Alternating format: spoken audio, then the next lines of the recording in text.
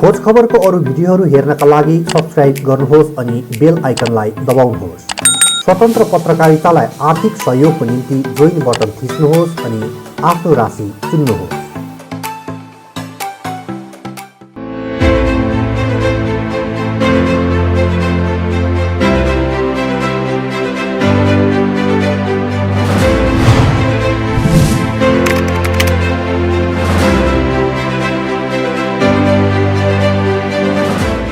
नमस्कार, म मनोज बोगटी अपडेट कार्यक्रममा यहाँलाई स्वागत गर्छु।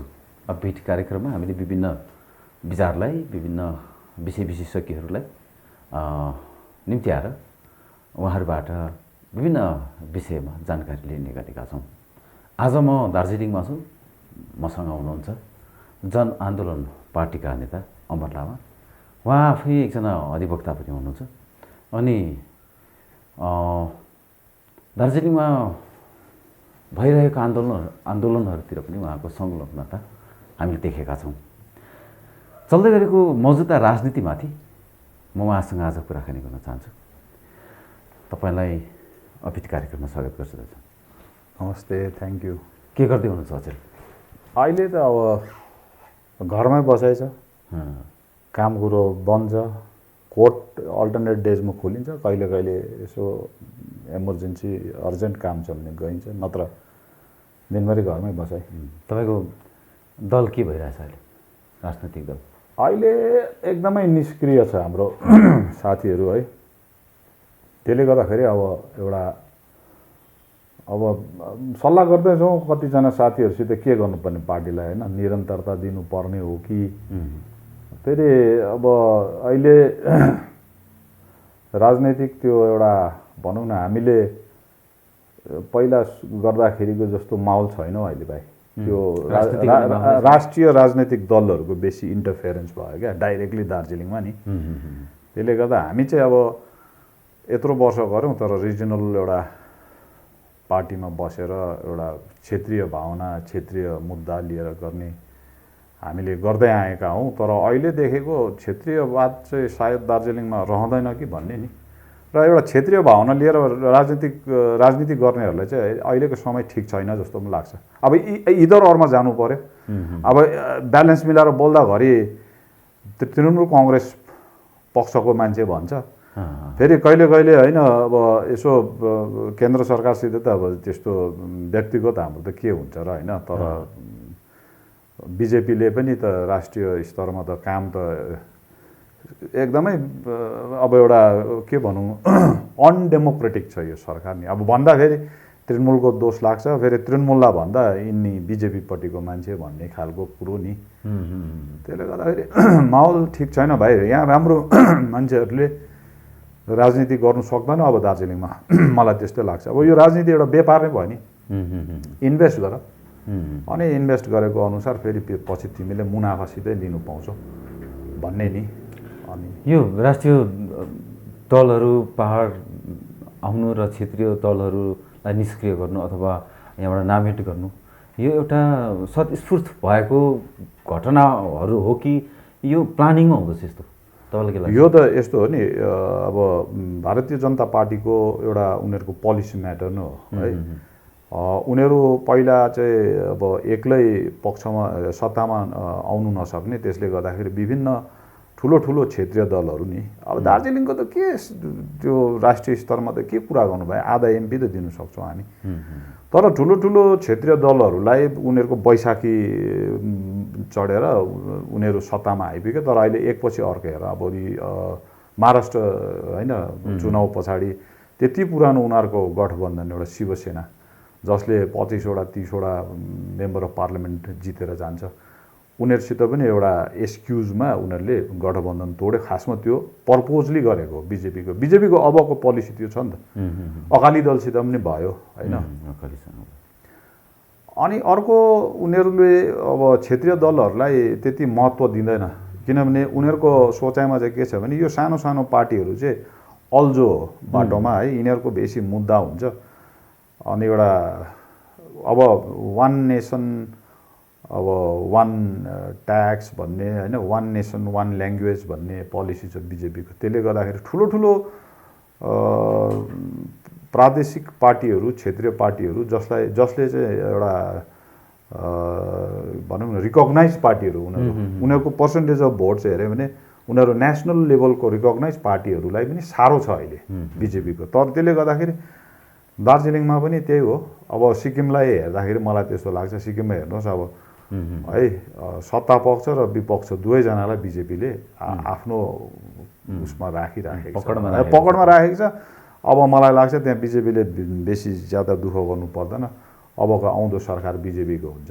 त्यो अब सेफ्रोनाइजेसन भन्छ नि त्यसलाई, सेफ्रोनाइजेसन त मैले अगाडिदेखि नै भन्दै आएको र पहाड पनि सेफ्रोनाइज हुन्छ।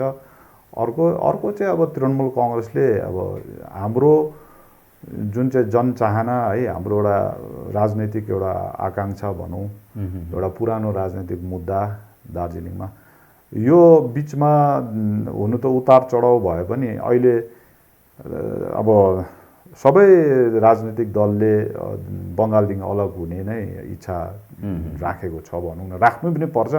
जुन पार्टीले छुट्टै राज्यको मुद्दालाई अगाडि राख्दैन हो त्यो पार्टी दार्जिलिङमा मुस्किल छ है। त्यसले गर्दाखेरि तृणमूल कङ्ग्रेसले चाहिँ यही बङ्गालदेखि अलग नगराउनुको निम्ति अब यसरी अरू क्षेत्रीय दललाई फुटाएर दुईटा तिनवटा, यो पनि दार्जिलिङमा इतिहासमा पहिलोचोटि हुँदैछ यसरी एउटा राम्रो पकड भएको क्षेत्रीय दल दुई ग्रुपमा खेमामा बाँडिरहेछ हो।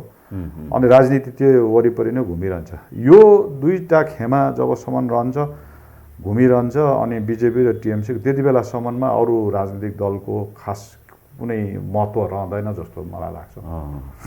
यो क्षेत्रीय दलहरूको अस्तित्व रहेन भने क्षेत्रीय मुद्दाहरूको अस्तित्व रहँदैन नि। त्यो चाहिँ ठुलो एउटा हाम्रो लागि मलाई अहिले हुनु त अब राजनैतिक रूपले अब सोच्छौँ, हामी राजनीति सोच्छौँ होइन, राजनीतिमाथि विचार राख्छौँ गर्छौँ। अब गर्ने एक्टिभली गर्ने इच्छा नराखे पनि त्यो अब एउटा इन्ट्रेस्ट होइन कतिवटा कुरोमा नि।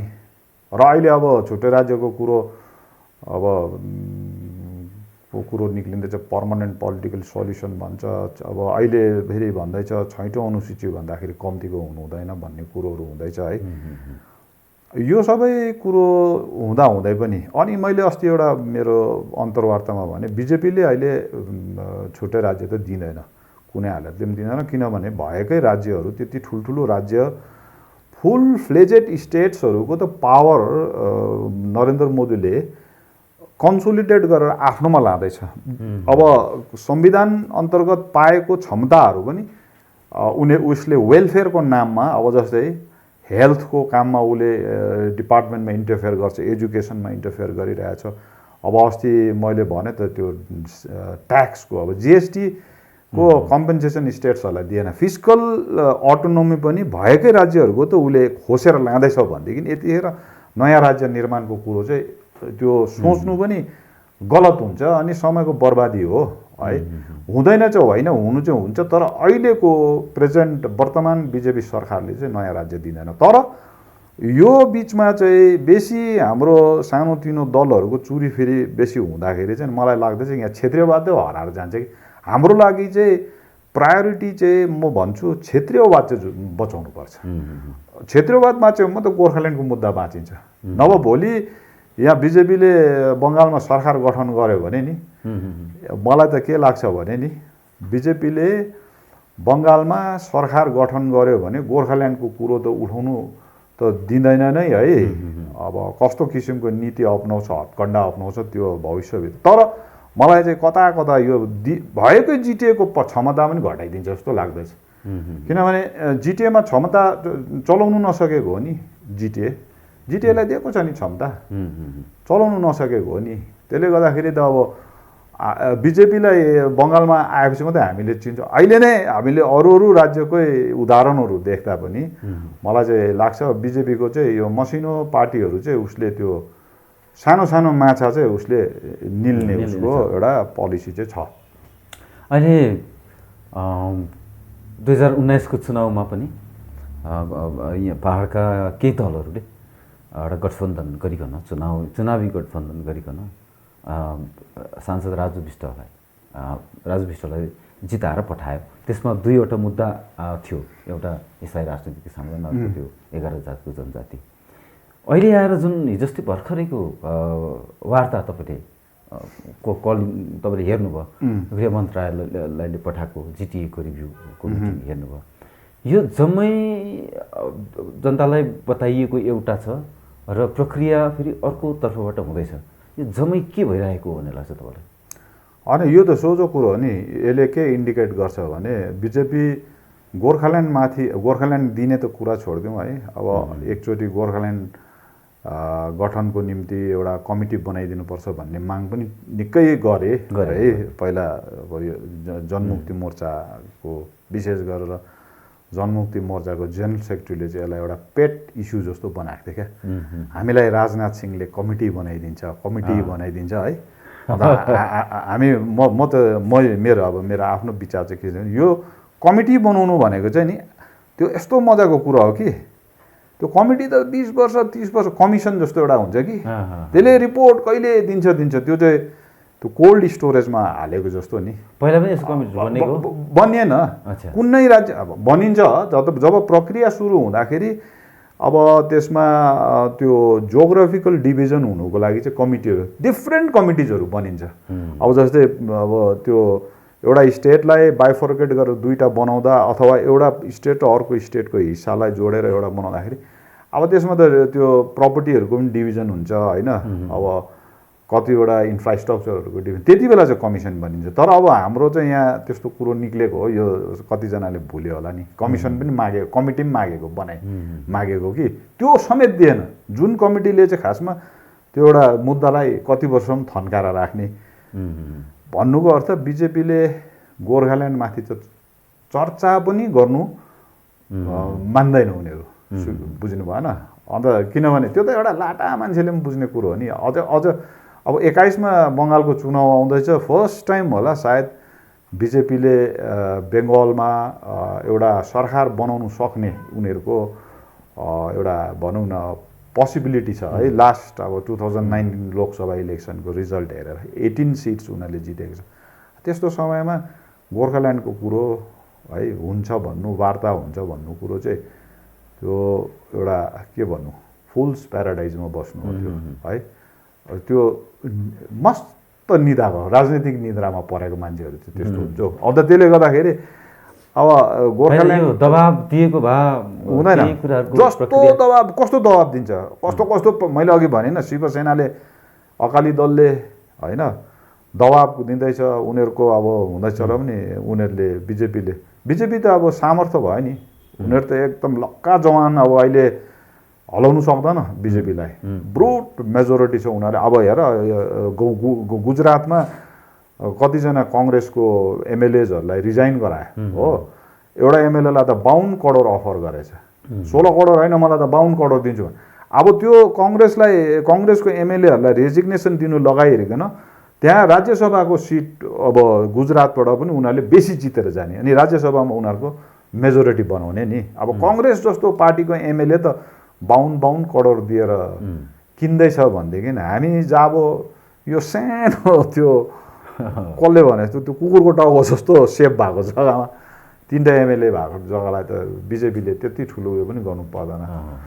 हामीलाई बिजेपीले त्यो त्यति ठुलो प्राथमिकता दिँदैन, हाम्रो मुद्दामाथि पनि दिँदैन, हामीलाई पनि दिँदैन। मलाई चाहिँ त्यस्तो यो स्थायी राजनीतिक समाधान भनेर जुन उल्लेख गरेको छ मेनिफेस्टोमा जुन उल्लेख गरेको छ स्थायी राजनीतिक समाधान भनेर होइन,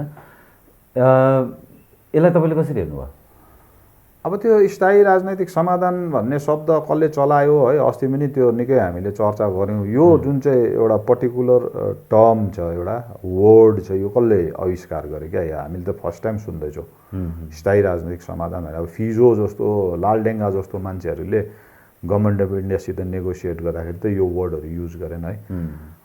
मेरो सोचाइ चाहिँ के, कुनै पनि राजनैतिक समाधान स्थायी हुँदैन त्यो, किनभने त्यो अब फुल फ्लेजेड स्टेट दिँदाखेरि त दिल्लीले अब पब्लिक अर्डर होइन, ल एन्ड अर्डरको कुरो, होम डिपार्टमेन्ट अहिले पनि केन्द्रकै हातमा छ त्यो कुरोहरू। अब नर्थ इस्टमा पनि त्यस्तै छ। अब यो विभिन्न संविधानमा भएको त्यो 371 को कुरोहरू केहरू सबै यस्तै कुरोहरू हो जहाँ चाहिँ स्टेटको इलेक्टेड चिफ मिनिस्टरलाई कम्ती पावर दिएको हुन्छ बुझ्यो न कन्स्टिट्युसनल हेडलाई चाहिँ बेसी दिएको हुन्छ अनि राज्य पनि त्यो राज्य पायो भन्ने बित्तिकै एउटै किसिमको हुँदैन नि त्यसको पनि क्याटेगोरी छ नि त्यसले गर्दाखेरि आज हामीले मानिलिउँ न स्थायी राजनैतिक समाधान पर्मानेन्ट पोलिटिकल सल्युसन चाहिँ बिजेपीले छुट्टै राज्य नै हो भने पनि त्यो राज्य हामीलाई मलाई लाग्छ कि फुल फ्लेजेड फुल पावर भएको दिन्छ कि दिँदैन त्यसले गर्दाखेरि दिएन भने त अझै हामीले फेरि त्यसको लागि पनि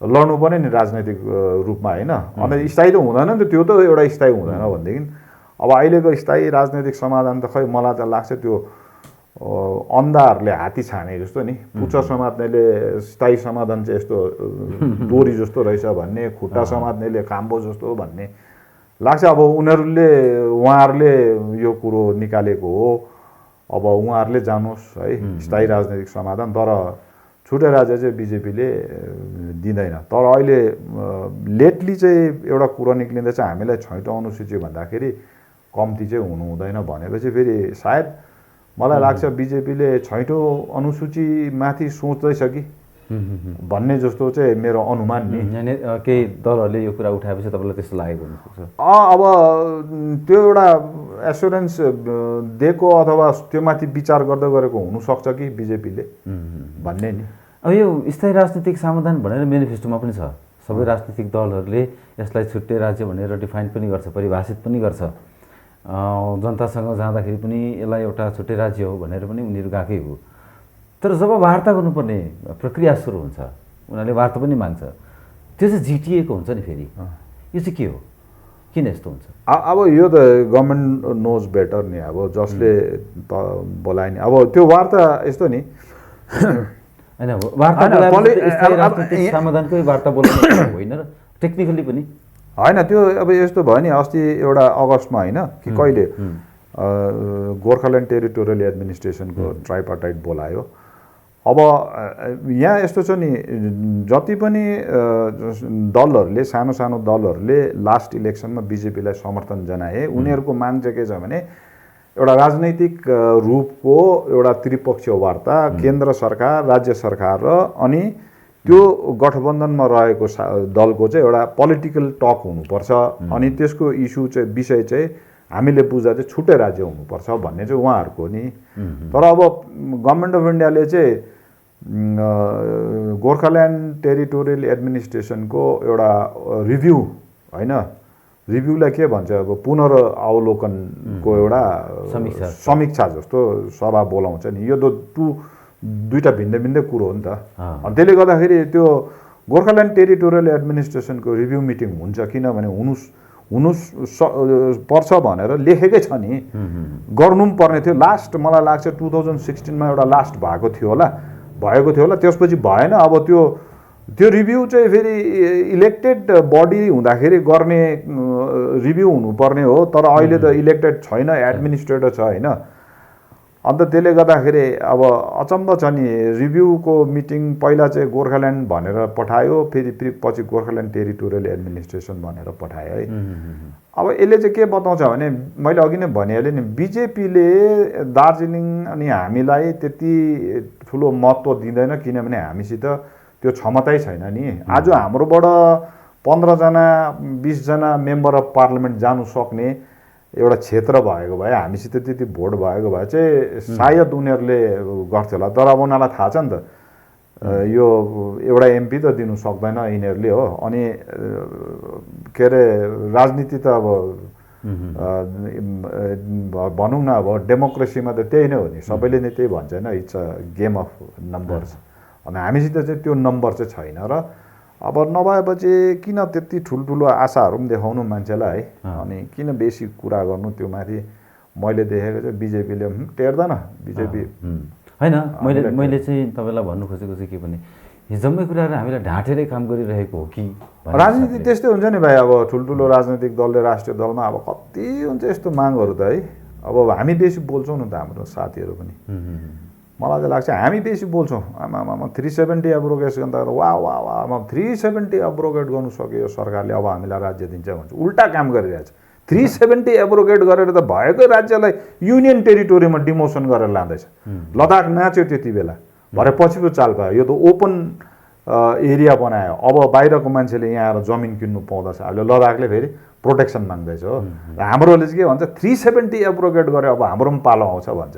370ले त भएकै जम्मू एन्ड काश्मीर राज्यलाई घटाएर युनियन टेरिटोरी बनाइरहेछ हो। गाडी चाहिँ मोदीले ब्याक कुदाउँदैछ, हाम्रोहरूले चाहिँ अगाडि आउँदैछ त्यो गाडी भन्छ। उसले त ब्याक गियर लाएर कुदाउँदैछ सबै कुरोमा। नरेन्द्र मोदीले ब्याक गियर गाडी कुदाउँदैछ अहिले भनौँ न हो। हाम्रोहरूले चाहिँ यो गाडी अगाडि आउँदैछ भन्छ। यो जिटिए फर्मेसन हुँदाखेरि पनि तपाईँ दलमा हुनुहुन्थ्यो, तपाईँहरू पनि त्यहाँ संलग्न हुनुहुन्थ्यो। जिटिए बनिँदाखेरि हामी थिएनौँ, छोडिसकेको थियो हामीले। यो धेरैजनाले त्यो भन्छ कि जिटिए थाप्दा तपाईँ पनि थियो त, जिटिएको ड्राफ्टिङ तपाईँहरूले गरेको भन्छ। 2010मा जुन चाहिँ एउटा अनफर्चुनेट इन्सिडेन्ट भयो मदन दाजु, त्यसपछि त हामी छोड्यौँ नि। अब जिटिएको सम्झौता त 2011 जुलाईमा 18 तारिकको कहिले भयो, हामीले त मे 2010 1.5 वर्ष अगाडि छोडिदियो। अच्छा ठिक छ, मैले भन्नु खोजेको चाहिँ के भने यो स्थायी राजनीतिक समाधान अब त्यसलाई छुट्याएर चाहिँ भनौँ अथवा जे पनि भनौँ, त्यो हुनको लागि जिटिए भङ्ग गर्न अनिवार्य छ। किनभने अस्तिको मिटिङमा उहाँहरूले पहिला जिटिए भङ्ग गर्नुपर्छ भनेर पनि पत्र लेखेको थियो। त्यो तपाईँलाई के लाग्छ, जिटिए भङ्ग हुनुपर्छ, जिटिए बाधा हो यसको लागि? होइन, अब भन्नु त सजिलो छ नि होइन। यो चाहिँ बाधा हो, यसलाई अब स्टम्बलिङ ब्लक हो, यो अब्स्टेकल्स हो, यसलाई चाहिँ हटाउनु पर्छ भन्छ। तर होइन, लिगली चाहिँ त्यस्तो हुँदैन रहेछ, त्यसरी हुँदैन। अगाडि अब हामीले पनि Darjeeling Gorkha Hill Council stumbling block हो, गोर्खाल्यान्ड हुँदैन अहिले जबसम्म यसलाई। अब त्यसलाई फर्काउने पनि त एउटा विधि हुन्छ नि त। फर्काउनु भनेको चाहिँ अब अहिले कसले फर्काउँछ, कसले जिम्मा लिन्छ होइन। तर अब त्यो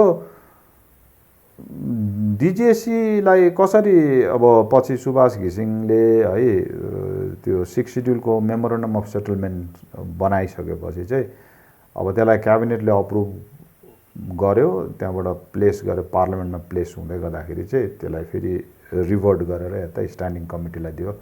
अब त्यहाँ चाहिँ छ नि त्यो, अब जब 6 सिड्युल आएको भए चाहिँ डिजिएससीलाई रिपिल चाहिँ 6 सिड्युल आइसकेपछि चाहिँ रिपिल हुन्छ।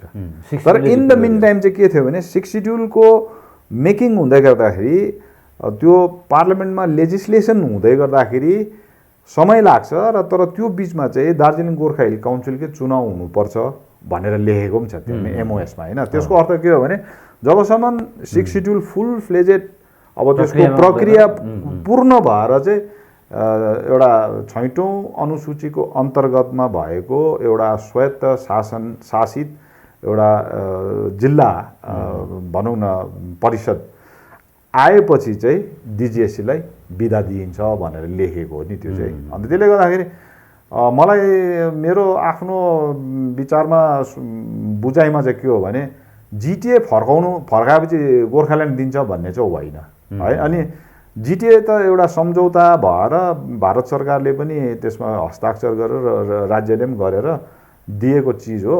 अब यसलाई यतिखेर चाहिँ कसले फर्काउँछ त, यहाँ त इलेक्टेड छैन। अब सपोज भोलि जिटिएको इलेक्सन भयो अरे अनि त्यो जिटिएमा कसले बहुमत ल्याउँछ, त्यो बहुमतले चाहिँ सर्वसम्मतिबाट त्यसलाई डिजोल्युसनको अथवा त्यसलाई रिटर्न गर्ने फर्काइ माग्ने एउटा रिजोल्युसन लियो भने चाहिँ त्यो चाहिँ बकाइदा वैधानिक हुन्छ। तर अब त्यो पनि गभर्मेन्टको डिस्क्रिप्सन हुन्छ, त्यसलाई एक्सेप्ट गर्छ कि गर्दैन।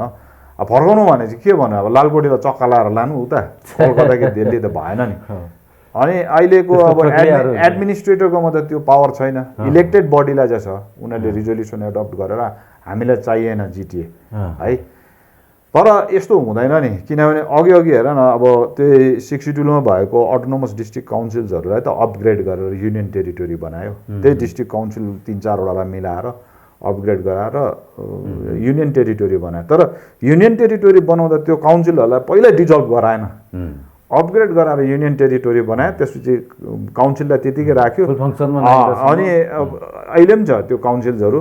अनि युनियन टेरिटोरीमा पनि फेरि उनीहरूले कति वर्ष हेऱ्यो है, तर यसले पनि हाम्रो आकाङ्क्षा पुरा हुँदैन। अब हामीलाई फुल फ्लेजेड स्टेट दिनुपर्छ भन्दा युनियन टेरिटोरी फर्काएर लैजाउँ त भनेन नि, युनियन टेरिटोरी बसी नै रह्यो। युनियन टेरिटोरी हुँदै गर्दा नै फेरि राज्य गठनको एउटा प्रक्रिया सुरु भयो। तर यहाँ चाहिँ अब साथीहरूले भन्छ यो फर्काउनुपर्छ भन्छ, मलाई खै कसरी फर्किन्छ, यो फर्काउने तरिका के होला भन्ने नि। अच्छा, तर यो जिटिए फर्काऊ भनेको चाहिँ फेरि जिटिएको चुनाव गर भनेको नि होला नि त त्यो हिसाबले, किनभने त्यसको लागि त के अरे चुनाव जितेर त्यहाँ गएका सभासदहरूले नै होइन निर्णय गरेर यो डिजल्भ गर्ने कि नगर्ने भने रेजुलेसन दिनुपर्छ होला। त्यो त अब यस्तो नि, अहिले जिटिएलाई स्टम्बलिङ ब्लक मान्नेहरूले अब तरिका पुऱ्याएर यसलाई चाहिँ हामी फर्काउनुपर्छ भने मैले चाहिँ सोचेको मेरो आफ्नो विचार चाहिँ त्यो छ। अब चुनाव लड्नु पर्यो, बहुमत ल्याउनु पर्यो, अनि बहुमतले चाहिँ त्यो विचार व्यक्त गर्नु पर्यो, प्रस्तावना लिनु पर्यो, भारत सरकारलाई पनि दिनु पर्यो, राज्य सरकारलाई पनि दिनु पर्यो। अब फेरि त्यति सजिलो छैन नि, यो इलेक्टेड बडी फेरि त्यही हो, फेरि डिजल्भ गराउँछ, फेरि 6 महिने त्यो भाउचर हाल्दै एडमिनिस्ट्रेटर ल्याएर नै चलाउँछ भन्ने नि। तर अब यसमा एउटा कुरा चाहिँ के छ भने यो जिटिएको सम्झौता हुँदाखेरि हामीले सोचेको थियो, त्यति बेला त हामी बाहिर थियो, पार्टीको बाहिर नि, यसलाई चाहिँ सेन्ट्रल गभर्मेन्टको पार्लियामेन्टमा चाहिँ यसलाई इन्याक्ट गरेको भए by the legislation of the parliament चाहिँ यो एउटा कन्स्टिट्युसनल ग्यारेन्टेड बडी बनाएर पठाएको भए चाहिँ आज जिटिए यो नहुने। तर अब त्यति बेलाको साथीहरूले अब साथी पनि के भन्नु, अब कस्तो हाँसउठ्दो कुरा गरे कि जिटिएको सम्झौता सही गरेर आएर माथि के अरे जिमखानामा के भने नारी मोर्चाहरूलाई ड्याम्मै भुइँमा राखेर हामीले ल्याउँदै गरेको जुन चाहिँ व्यवस्था छ यसलाई चाहिँ कन्स्टिट्युसनल ग्यारेन्टी छैन, तपाईँहरू ढुक्कै बस्नुहोस् भनेको छ। मेरोमा छ त्यो टेलिग्राफमा त रिपोर्ट, हामीले त लोकल च्यानल ग्यारेन्टी नभएको ल्याएको छौँ, संवैधानिक ग्यारेन्टी नभएको चिज ल्याएको छौँ, तपाईँहरू ढुक्कै बस्नुहोस् भन्नु उल्टा कुरा बगेको छ त्यति बेला। तर यो जिटिएलाई संवैधानिक व्यवस्था माने ग्यारेन्टी दिएको भए, स्याङ्सन भएको भए, अनि पार्लियामेन्टको लेजिस्लेसनद्वारा यो बनिएको भए जिटिएलाई आज राज्य सरकारले यस्तो इन्टरफेरेन्स गर्नु पाउँदैन थियो। चुनाव पनि समयमा हुनु पर्थ्यो। अनि त्यो बडीको चुनाव मलाई जहाँसम्म लाग्छ इलेक्सन कमिसन अफ इन्डियाले गराउँथ्यो। अनि इलेक्सन कमिसन अफ इन्डियाले जुन चाहिँ बडीको चुनाव गराउँछ त्यो एकदम राइट टाइममा हुन्छ, 5 वर्षमा हुन्छ त्यसको। बुझेन, त्यो एक्सटेन्सन गरेर कोनी कोलाई चलाउनु दिने, कोनी कोलाई हेर्नु दिने उयो नै हुन्थेन यो। तर त्यति बेला अब बुझेर हो या नबुझेर हो यो जुन चाहिँ हामीले ल्याएको गोर्खाल्यान्ड टेरिटोरियल एडमिनिस्ट्रेसनलाई चाहिँ कन्स्टिट्युसनल ग्यारेन्टी छैन, तपाईँहरू ढुक्कै बस्नुहोस् भने ताली मारे कि पछि चाहिँ हर्कबहादुर छेत्रीले यो कुरा निकाले। फेरि उहाँ त त्यही पार्टीमा बसिरहेको थियो, हामी त बाहिर थियौँ, उहाँले एकपल्ट कुरा निकाले यहाँ चाहिँ गल्ती भएको रहेछ हाम्रो भनेर। अनि त्यसमा फेरि दोषारोपणको कुरोहरू पनि भयो है। अनि एकपल्ट त्यस्तै एउटा प्यानल डिस्कसनमा अब त्यो सिग्नेटोरी पनि थियो प्यानल डिस्कसनमा, मैले कुरा गर्दाखेरि चाहिँ हामीले लेखेर दिएकै हो भनेर तार्यो क्या। अब त्यो ड्राफ्ट गर्दाखेरि जिटिएको बिललाई ड्राफ्ट गर्दाखेरि यता राजनैतिक दल जसले चाहिँ आन्दोलन गरेर त्यो चिज अब स्वीकार गर्दछ उनीहरू पनि त्यो ड्राफ्टिङ कमिटीभित्र हुनुपर्ने, उनीहरूलाई हालेन रहेछ कि 3 जना आइएस अफिसर्सहरूले ड्राफ्ट गरे यो जिटिएको बिल, थाहा छ? उनीहरूले मात्रै गर्दाखेरि त्यहाँ अब उनीहरूको एउटा मौका पायो कतिवटा कुरोमा नि। मैले यो कुरो पनि निकाल्दा चाहिँ होइन हामीले लेखेर दिएकै हो भनेर तारेँ क्या। लेखेर दिएर मात्रै हुन्छ, फलो पनि हुनु पऱ्यो नि। हामीले लेखेको कुरा हालेको हाल्यो, जस्तै अब जिटिए चाहिँदैन भन्ने कुरोहरू निक्लिरहेको छ। तर त्यहाँ मैले एउटा कुरा चाहिँ के भनेको थिएँ भने सिड्युल कास्टलाई 2टा सिट चाहिँ रिजर्भेसन दिएको हुनु पर्थ्यो, यो किन दिनु सकेन भन्दाखेरि हामीले लेखेर दिएकै हो, दिँदै दिएन सरकारले भनेर तार्छ क्या। अनि त्यस्तो किसिमको अब अस्ति एउटा मजाको कुरा भने हाम्रो डाक्टर महेन्द्र पिलामाले क्या, केन्द्रीय विश्वविद्यालयको पनि अब अहिले माइनोरिटिजहरूलाई 12वटा कि 14वटा अल ओभर इन्डियामा केन्द्रीय विश्वविद्यालय दिँदो रहेछ नि। अब यहाँ त केन्द्रीय विश्वविद्यालयको माग पनि निकै माग्यो, रिजर्भ फरेस्ट माग्यो होइन। अनि डाक्टर महेन्द्र पिलामाबाट इन्टरभ्यू हेऱ्यो कि उहाँले मजाले भनेपछि त्यो लेभलमा बोल्यो म त मान्छेले बुझ्छ क्या।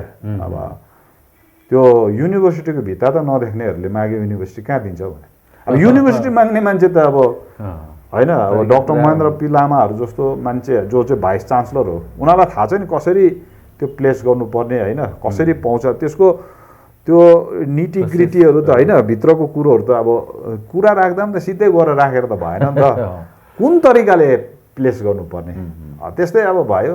त्यसले गर्दाखेरि अब जिटिए सम्झौतामा त मैले सुने अब त्यो ड्राफ्ट कपी लिएर दिल्लीमा घुमेँ अरे मैले सुनेको अब है मलाई अब दिल्लीमा एकजना सुप्रिम कोर्टमा प्र्याक्टिस जेठमलानीकोमा पुगेको थिएछ जेठमलानी क्रिमिनल लयर हो टप क्रिमिनल लयर हो किनभने सुप्रिम कोर्टमा त स्पेसलाइज लाइनमा हुन्छ नि त होइन त्यसको अर्थ यो होइन कि जेठमलानीले चाहिँ संविधान पढेको छैन भन्ने होइन अब रिट म्याटरमा त गर्नेहरू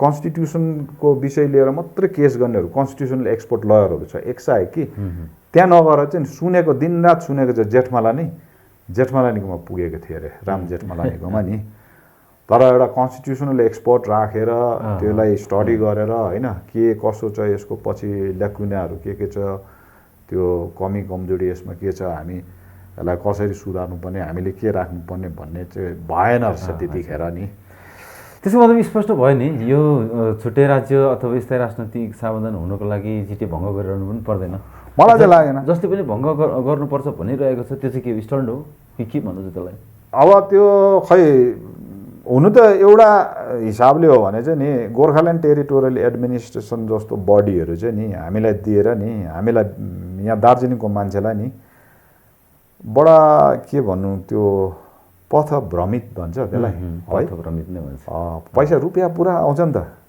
हो अन्त भुलिराखेको छ क्या तर काम कुरो चाहिँ ठिक छैन अहिले प्रधानमन्त्री ग्राम सडक योजनाले बनाएको बाटोहरू हेर न है जहाँ पनि धाँधली छ पर्सेन्टेज अब मान्छेको मुख त हो नि हामी त सुन्छौँ नि होइन 80% खाएर 20% मात्रै खर्च गर्छ भन्दैछ अब हिजो अस्तिको दिन एउटा रिमोट एरिया अब निकै हाई एल्टिट्युड सबभन्दा माथि एउटा विद्युतीकरण भयो त्यहाँ है राजीव गान्धी इलेक्ट्रिफिकेसनको मैले प्रोग्राम हिजो एकछिन हेरेँ त्यहाँ म लास्ट 2019 को बाई इलेक्सनमा आफै पुगेको थिएँ त्यहाँ हतपत पुग्दैन क्यान्डिडेटहरू भोट कम्ती छ तर मैले चाहिँ त्यो शिरबाटै यसरी क्याम्पेन गर्दै आएको नि अब त्यहाँ बत्ती लाग्यो कि अब त्यो क्या जिटिएको पहलमा भनेर भन्छ त्यो त राजीव गान्धी रुरल इलेक्ट्रिफिकेसनको त त्यो त गभर्मेन्ट अफ इन्डियाको स्किम हो है योजनै हो अब 2 वर्ष लाग्यो हामीले 2 वर्षभित्रमा गऱ्यौँ भन्दैछ त्यहीँनिर राममाम हाइडल प्रोजेक्ट छ है तर त्यहीँनिरै अब बत्ती पुग्यो भर्खर है एउटा हाँसुड्दो नि खुसी छ साथीहरू तर अब त्यहाँ पनि त्यो कहिलेदेखि सुरु भएको त्यहाँनिर पोलहरू पुर्याउने काम कहिले भएको अगाडि नै हो विमल गुरुङको पालामा मैले सुनेकै अब है प्रायः त्यस्तो छ त्यो पोल त गाउँको मान्छेले आफ्नो खर्चले बोकेर लगेको त्यो पोल पोल उठाउने पैसा खाइदियो पोल उठाउने पैसा खाइदियो कसले लिएको थियो बुझ्यौ अब त्यो नाच्दै गरेकोहरूलाई बोलाएर सोध्यो भने चाहिँ पोल चाहिँ बिचराहरूले तुई आफै बोकेर लगेको थियो अब यो स्थिति छ है त्यसले गर्दाखेरि अब हामी त कुरा गर्छौँ कहिले कहिले यस्तै अब त्यसै बस्नु सकिँदैन है गर्नु पनि सक्दैनौँ हामी तर हाम्रो मेरो अब हामी कतिजनाको त्यो छ नि हटाइदियो बरु यो जिटिए दिँदैनौ राज्य बरु जिटिएमा हटाइदियो सिधै बरु डिस्ट्रिक्ट एडमिनिस्ट्रेसनले चलाउ यो राज्यले नै चलाउ सिधै यो नराख यो बोर्ड सोर्डहरू यो के राखेको एकपट्टि चाहिँ जिटिए दिइरहेछ फेरि 10वटा डेभलपमेन्ट बोर्ड दिइरहेछ त्यो सबै पैसा जिटिएलाई दिनुपर्ने हो अनि यहाँ के भनेको भने सजिलो भाषाले चाहिँ खौ मस्त गर मौज मस्त गर हामी हिसाब खोज्दैनौँ किनभने हामीलाई पनि हिसाब खोज्यो भने हाम्रो पनि त्यही छ हालत हो हिसाबकै कुरा त गर्दैछ बिजेपीले तिमीहरू पनि खाऊ हामीलाई पनि खानु देऊ यति हो कानमा आएर झिझो चाहिँ नलगाऊ सन्चोले बस्नु देऊ भनेको तर त्यसको इफेक्ट चाहिँ कसलाई पर्छ भनेदेखि खास बेनिफिसियरिजहरूलाई प्लानिङ कमिसनले जुन चाहिँ पैसा छोडेको छ नि एकजना मान्छेको टाउकोमा यति खर्च भनेर दिएको कि त्यो बाटोमा हराउँदैछ 100 रुपियाँमा 2 पैसा 1 रुपियाँमा 2 पैसा मात्रै आउँदैछ 98 पैसा बाटोमा हराउँदैछ यो यस्तो किसिमको निकाय दिएर र हामी यो विषय लिएर पनि चर्चा गर्छौँ कि अब यसै कोही बेला बसी बिहालोमा नि बरु यो हटाइदिएर नि यो बोर्ड सोर्ड पनि हटाइदियो कि डिस्ट्रिक्ट म्याजिस्ट्रेट भनेको पावरफुल हो डिस्ट्रिक्ट म्याजिस्ट्रेटले बरु बेसी काम गर्छ उनीहरूकोमा पार्टी डिस्ट्रिक्ट म्याजिस्ट्रेटले चाहिँ उसको पार्टी इन्ट्याक्ट राख्नुपर्ने चुनाव जित्नुपर्ने उयो हुँदैन हो बरु त्योभन्दा नबन्नाले यदि बङ्गालले फर द टाइमिङ है हामी एकदम गोर्खाल्यान्ड चाहिँ दिँदैनौँ भन्छौ भनेदेखि तिमीहरू सिधै चलाऊ कमसेकम त्यो आउने 1 रुपियाँ जाको पाको पहिलाको जस्तो बरु त्यो गर पञ्चायत चुनाव पनि उत्तर कन्या बनाइहालेको छु कलकत्ता जानु पर्दैन अझै थप डिपार्टमेन्टहरू राख त्यहाँ हाम्रो मान्छे कलकत्ता जानु नपरोस् हैन यो सोच बनाइ नि अब चलायो भने चाहिँ राम्रोसितले चलायो न्याय त हामीले नै दिनु पर्यो नि हाम्रो मान्छेलाई आज प्रधानमन्त्री ग्राम बिचौली के भन्छ त्यस्तो के भन्छ त्यो बिचको मान्छे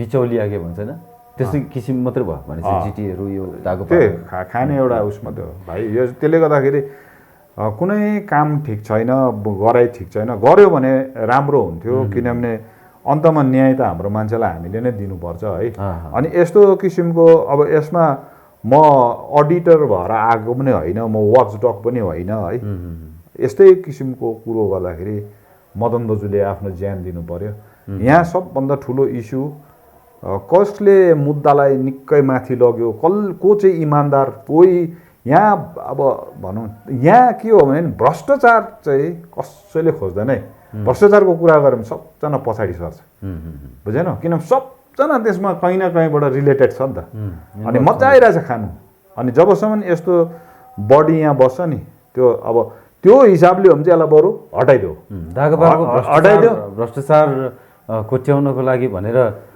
सरकारी कार्यालयहरूको कागजपत्र एकपल्ट विमल गुरुङको पालामा जफ्त गरिएको थियो त्यो त्यतिकै हरायो त्यो भ्रष्टाचार लुकाउनको लागि गरिएको थियो होइन त्यो अब त्यति बेला त्यो सुरुमा हो आन्दोलनकालमा कि कतिवटा 147वटा जस्तो फाइल त हामीले भेला गरेको पुलिसलाई पनि जिम्मा दियो कि पछि त्यसमा अब त्यसको फलोअप गर्नु दिएन नि फलोअप सरकारले दिएन होइन त्यो यतैबाट पनि दिएन यतैबाट पनि दिएन हामीले त त्यसमा त इभन कतिजना काउन्सिलर्सहरूको त पर्टिकुलरली इन्डिभिजुअल फाइल पनि बनाएको थियौँ हो तर हामीले त्यसलाई मुभ गर्नुपर्छ भन्दाखेरि पार्टी प्रेसिडेन्टले मुभ गर्नु दिएन त्यो किन नदिएको होला त्यही हो संलग्नता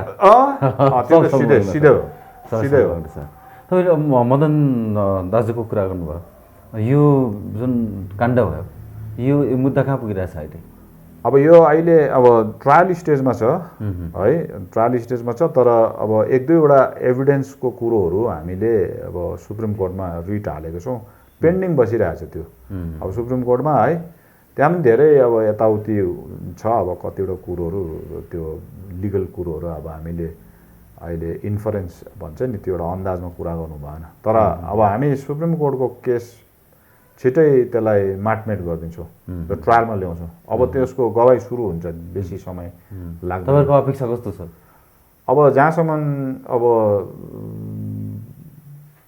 पाएको प्रमाणहरू अनुसार अब त्यो ट्रायल स्टेजमा कस्तो किसिमले जान्छ अब बयानहरू गवाईहरूको होइन त्यो अनुसारले हो भने त केस त राम्रै छ त्यति नराम्रो चाहिँ छैन होइन हामीले डिनोभो इन्भेस्टिगेसन माग्यौँ रिइन्भेस्टिगेसन तर कोर्टले मोनिटर गरिकन 2013को अक्टोबरदेखि एकजना एडिसनल डाइरेक्टर अफ सिबिआईलाई यो केस चाहिँ तिम्रो निगरानीमा गर्नु भनेपछि चाहिँ कि कन्सपिरेटरहरूको अगेन्स्टमा पनि चार्जसिट भयो मे महिनाको 2015को मे महिनामा है त्यसले गर्दाखेरि अब हेरौँ हामीलाई न्यायको त ठुलो आशा छ न्याय हुनुपर्छ यो जघन्य एउटा अपराध हो त्यो दिन दाडा भएको छ होइन त्यसले गर्दाखेरि अब न्यायको प्रक्रिया त अब अलिकति लामो त चल्छ तर हरेस खाने कुरा आएन यसमा भन्ने कुरामा तपाईँहरू बसिरहनु भएको छ अवश्य पनि न्याय होला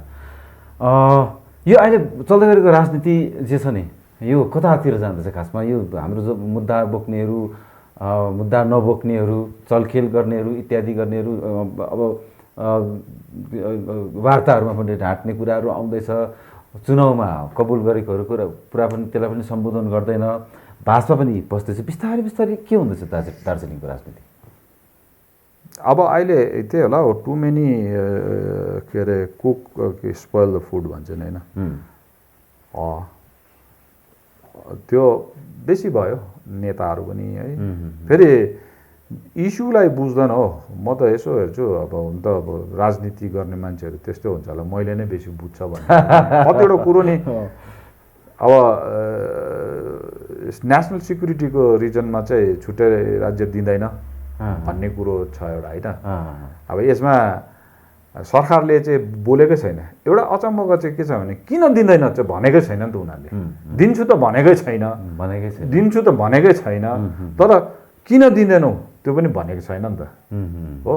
अनि त्यसले गर्दाखेरि अब त्यसलाई अड्कलबाजी क्या, यो कारणले पो दिँदैन होला, त्यो कारणले पो दिँदैन होला भने अनि त्यसमा सबभन्दा ठुलो कुरो चाहिँ एउटा नयाँ चाहिँ के हो भने यो सुरक्षा विषय लिएर क्या, राष्ट्रिय सुरक्षाको कुरो नि। अन्त यो चिकन नेक भन्ने कुरो, अन्त चिकन नेक भन्ने कुरो त एउटा डिफेन्सको अब नेसनल सिक्युरिटी एक्सपर्टहरूले निकालेको शब्द हो कि त्यो कुखुराको जस्तो घाँटी जग्गा छ अनि त्यसले चाहिँ टाउको चाहिँ त्यो नर्थ इस्ट जस्तो कुखुराको अनि मेन बडी चाहिँ अब तल मेनल्यान्ड इन्डिया अनि हामी चाहिँ त्यो घाँटीमा बस्ने हौ भनेर अब त्यो कुरोहरू पो गर्छ हामीले पो हो। त्यो त अब आर्मीको एक्सपर्टहरूले अब त्यो कुरो निकालेको, उनीहरूलाई सजिलो छ त्यो शब्द चलाउनु, यो एउटा चिकन नेक भनेर होइन। अब हामीले त नसुनेको यो 10-12 वर्ष भयो सुनेको कि। अब त्यो राम्रो हेऱ्यो भने त त्यो त उनीहरूको सुविधाको लागि उनीहरूले एउटा चिकन नेक भन्ने एउटा शब्द हो नि। तर हामीले चाहिँ भाषण दिँदा पनि हामी चाहिँ चिकन नेकमा बस्ने हो भनेर टेबल पनि ठोक्यो नेपाली कि। अब त्यो भने चाहिँ के हो, धम्की दिएको कि, धम्की दिएर त पाउँदैन, धम्की दिएर पाउँदैन। अब होला अब एउटा चाहिँ के हो भने हामी त्यति सेन्सिटिभ जग्गामा बस्ने हो, हामीलाई याद गर्नुपर्छ भनेको होला। तर यो चाहिँ डबल एजेड सर्ड हो नि, दुईपट्टि धार भएको तरवार हो। यसरी उता हेर्यो भने त्यसले छिन्नु पनि सक्छ, छिनेन र यता फर्केन भने आफूलाई पनि छिनिन्छ नि। अब त्यसलाई ठिकसितले राख्नु सकेन भने चाहिँ त्यही नै हुन्छ रिजन चाहिँ नदिएको नि भन्ने अड्कलबाजीहरू छ त। त्यसले अब अहिले धेरै छ भाइ, अब कतिवटा कुरा गर्दाखेरि मन दुखाउँछ कि त्यो बोल्दाखेरि सोचेर बोल्नुपर्ने है। अनि फेरि यति बेसी मेमोरेन्डम कि त्यसले गर्दाखेरि अब कतिवटा कुरो त्यो हामीले अब अहिले चाइना पाकिस्तान र त्यस्तो कुरोहरू पनि छ अरे, मैले त सुनि नै। अब यो इरिलेभेन्ट कुराहरू, यो वाह्यत कुरोहरू अब यो त्यही भन्नु खोजेको होला नि। अब क्या दिग्भ्रमित पनि हो, फेरि बचाऊ अब बचाउमा क्या, अब बचाउनु पर्ने पनि के छ र। अब अहिले अब त्यही हो, कतिजनाले भन्दैछ हामी गठबन्धनलाई जोगाएर राख्नुपर्छ गणतान्त्रिक ढङ्गमा भन्छ कि।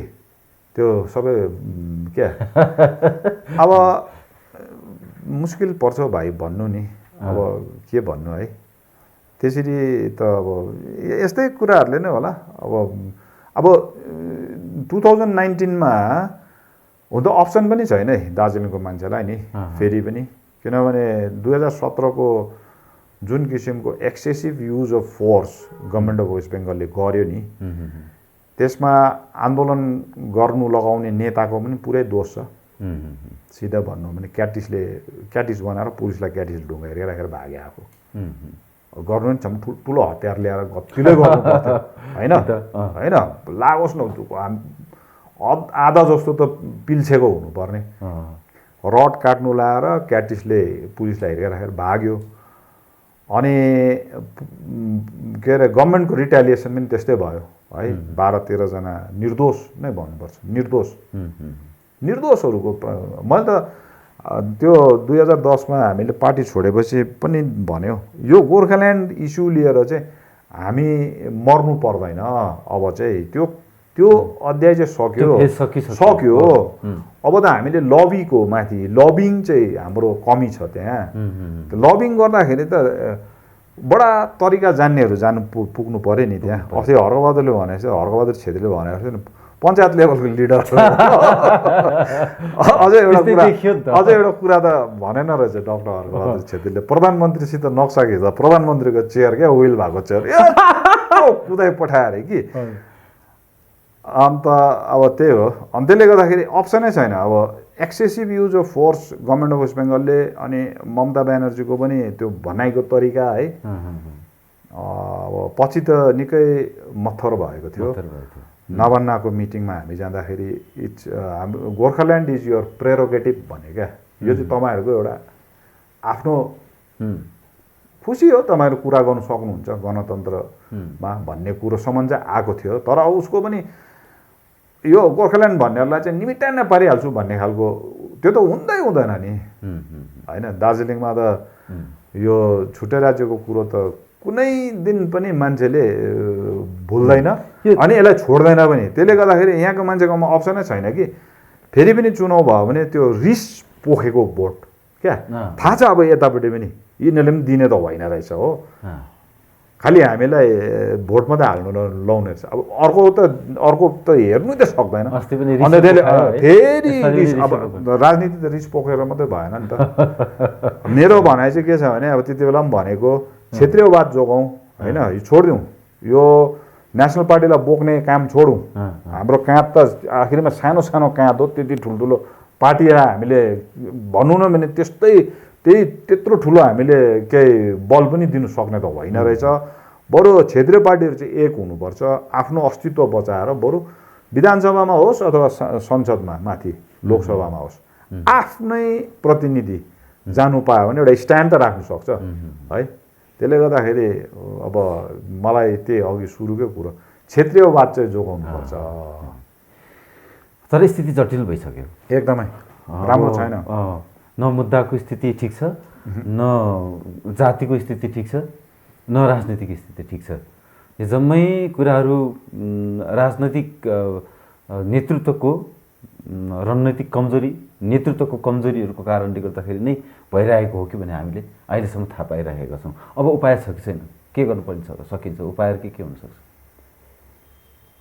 खै अब अहिले भ्याक्युम छ भन्छ है दार्जिलिङमा। भ्याक्युम त देख्दैन म, नेताहरू त हजारको लाखको सङ्ख्यामा निक्लेको जस्तो छ है। कन्ट्र्याक्ट त्यति बेला पनि भन्थ्यो 2 लाख जस्तो कन्ट्र्याक्टर भयो, 1 लाख जस्तो चाहिँ नेता भयो। नेता त छ तर अब हामीमा सही मार्गदर्शन देखाउने है नेताको चाहिँ खाँचो छ।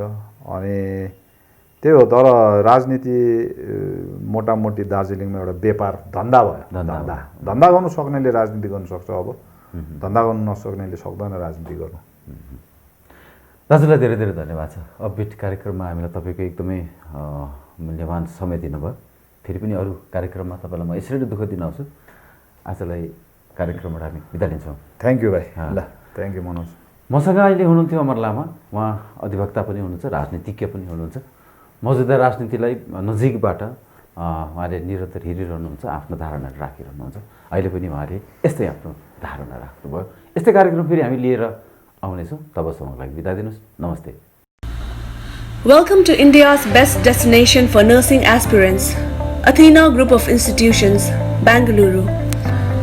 Under the aegis of Rajiv Gandhi University of Health Sciences, KNC and INC, Government of India.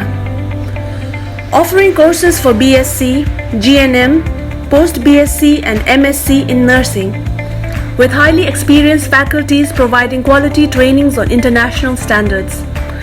Digital classrooms which enhances learning with technology. Own hospital providing maximum clinical rotations. Well-equipped labs and library for accelerating knowledge, practice and research. Cultural events, festival celebrations and extracurricular activities round the year for expanding individual creativity. Yoga, sports and games for health management and physical fitness. Faculties and administrative staffs from Northeast and Darjeeling for ease in communication and cooperation throughout the tenure of course. 100% guaranteed job placements in India and abroad. Athena, creating future leaders. Minu communication near electricity office 10 mile Kalimpong. कुनै पनि electronic सरसामानहरूको निम्ति भरपर्दो दोकान Minu communication near electricity office 10 mile Kalimpong. Minu कम्युनिकेसनमा अहिले दसैँको पूजा offer चलिरहेको छ। तपाईँले यहाँबाट 10,000 भन्दा माथिको फोन किन्नु भए 1 महिनाको इन्टरनेटसितै सिम कार्ड अनि 1 वर्षको वारेन्टी सहित टेम्पर ग्लास फ्रीमा पाउनुहुनेछ। मिनु कम्युनिकेसनमा अहिले एक्सचेन्ज अफर पनि चलिरहेको छ। तपाईँले आफ्नो पुरानो फोन दिएर सुलभ मूल्यमा यहाँबाट नयाँ फोन लिन सक्नुहुनेछ। यहाँ स्यामसङ, भिभो, नोकिया, ओप्पो जस्ता लेटेस्ट मोडलका फोनहरू उपलब्ध रहेको छ। यहाँबाट तपाईँले होम थिएटर, टिभी, फ्रिज, घडी आदि इलेक्ट्रोनिक सामानहरू पनि सुलभ मूल्यमा पाउनुहुनेछ। मिनु कम्युनिकेसनमा सबै प्रकारका मोबाइल फोन पनि रिपेयरिङ गरिन्छ। यसरी नै टिभी, फ्रिज, होम थिएटर, घडी इत्यादि सामानहरू पनि यहाँ रिपेयरिङ गरिन्छ। कुनै पनि इलेक्ट्रोनिक सामानहरू रिपेयरिङ गर्न परे मिनी कम्युनिकेसनले होम सर्भिसको पनि सुविधा दिनेछ। यसैले इलेक्ट्रोनिक सरसामानहरूको निम्ति सधैँ सम्झनुहोस् mini communication, near electricity office 10 mile Kalimpong. सम्पर्क 96091 26006।